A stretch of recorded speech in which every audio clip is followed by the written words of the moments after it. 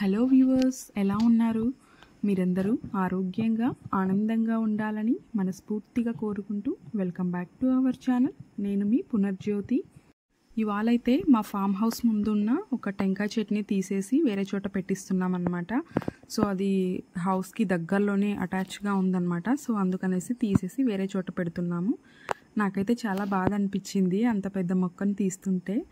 ఇక తప్పదు కదా, ఇంటి లోపలికి వెళ్ళిపోతాయి అన్నమాట వేళ్ళు అనేది. సో అనుకోకుండా తీయాల్సి వచ్చింది. ఇకపోతే నేనైతే మా ప్రీవియస్ వీడియోస్లో షేర్ చేశాను కదా మా వంగ తోట గురించి, ఇవాళ వీడియో షేర్ చేస్తానని చెప్పి. సో మీకు ప్రామిస్ చేశాను కదా, అందుకనేసి మీకోసం కష్టపడి నేను వీడియోనైతే షేర్ చేస్తున్నాను. 2 days నుంచి బాగా సిక్ అయిపోయాను అనమాట. కొంచెం హెల్త్ ఇష్యూ వచ్చింది. సో అందుకనేసి వీడియోస్ లేట్ అవుతున్నాయి. ప్రీవియస్ వీడియోలో షేర్ చేశాను కదా 3 acresలో టీక్ వుడ్ అండ్ 2 acresలో వంగ తోట పెట్టామనేసి. సో వంగ తోటను మెయింటైన్ చేయాలంటే చాలా కష్టం అండి. రైతులైతే చాలా కష్టపడాల్సి వస్తుంది. అండ్ దీనికి బడ్జెట్ కూడా చాలానే అవసరం అవుతుంది. అండ్ టైం టు టైం కూలీలు అయితే కంపల్సరీ దొరకాలన్నమాట. ఇప్పుడు కూలీలు దొరకకపోతే చాలా కష్టం అయిపోతుంది. ఎందుకంటే వీక్లీ 2 times వంకాయలు అనేది తెంపాలన్నమాట. ఎందుకంటే ఇవి తొందరగా బలిచిపోతాయి కదా. సో అందుకనేసి తొందరగా తెంపాల్సి వస్తుంది. వీక్లీ 2 times వస్తుందన్నమాట ఇది పంట. సో కంపల్సరీ కూలీలు చాలా అవసరం పడతారు.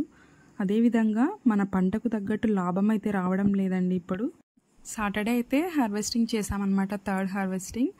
అండ్ మొదట 2 అయితే బాగానే వచ్చాయి. కాకపోతే 3rd హార్వెస్టింగ్లో మార్కెట్కి తీసుకెళ్లారనమాట. ట్రాన్స్పోర్ట్ వాళ్ళకేసి పంపించాము. సో అక్కడికి తీసుకెళ్ళాక వాళ్ళు మార్కెటింగ్ లేదని చెప్పేసి రిటర్న్ తీసుకెళ్ళమన్నారంట. మాకైతే చాలా బాధేసింది. ఎవరైనా కూడా అంతే కదండి, వాళ్ళు పండించిన పంటకి వాల్యూ లేకపోతే చాలా బాధేస్తుంది కదా. సో అంత దూరం ట్రాన్స్పోర్ట్లో పంపించి వాళ్ళు అక్కడి నుంచి మళ్ళీ రిటర్న్ తీసుకెళ్ళమంటే ఎలా ఉంటుంది? పండించిన పంటకు వాల్యూ లేకపోతే చాలా బాధేస్తుంది. అది పండించిన రైతుకు మాత్రం తెలుస్తుంది అన్నమాట.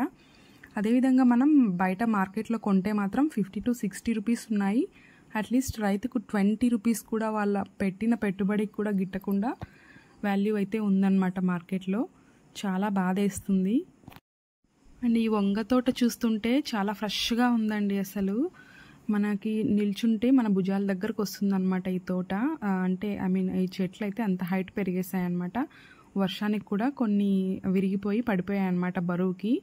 వంకాయలు అయితే చాలా బాగా కాసాయి. చెట్టు నిండా పూత, చెట్టు నిండా వంకాయలు అయితే ఉన్నాయన్నమాట. ఎంత ఫ్రెష్గా ఉన్నాయి చూడండి. చూస్తుంటే అలాగే కొరుక్కొని తినేయాలనేలాగా ఉన్నాయి. సో ఇంత బాగా పండిన పంటని మనకు అసలు లాభం రావట్లేదన్నమాట. సో అదే చాలా బాధగా ఉంది. మనకు మార్కెట్లో అయితే ఇంత ఫ్రెష్గా దొరుకుతాయా? దొరకవు కదా. మనం ఎప్పుడో తీసుకొచ్చి అక్కడ పడేసి కొనాల్సి వస్తుంది. ఇవైతే రసాయనిక ఎరువులు అదేవిధంగా ఫర్టిలైజర్స్ యూస్ చేసి పెంచుకున్నాం అన్నమాట ఈ మొక్కలైతే. ఎందుకంటే చీడ ఎక్కువగా పడుతుంది వీటికి. సో దాని నుంచి కాపాడుకోవాలి కదా. సో అందుకనేసి ఖచ్చితంగా యూస్ చేస్తామన్నమాట ఫర్టిలైజర్స్ని. ఉన్న లాభాలు అంతంత మాత్రమే ఉన్నాయి కదా. సో ఫర్టిలైజర్స్ కూడా యూస్ చేయకపోతే ఇంక ఈ మొక్కలు పనికి రావన్నమాట. సో అందుకనేసి మేము రసాయనిక ఎరువులు కూడా యూస్ చేసాం వీటికి. ఇక టొమాటోకి అయితే మేము ఎటువంటి రసాయనిక ఎరువులు యూస్ చేయలేదు.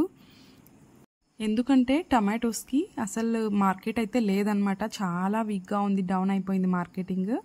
అందుకనేసి ఇంకా కూలీలను పెట్టి టొమాటోస్ని పీకిచ్చినా కూడా ఇంకా వేస్ట్ కదా. సో కూలీలకు కూడా గిట్టదనమాట. వాళ్ళకి అమౌంట్ ఇవ్వడానికి కూడా దాని నుంచి రావడం లేదు టొమాటోస్ నుంచి.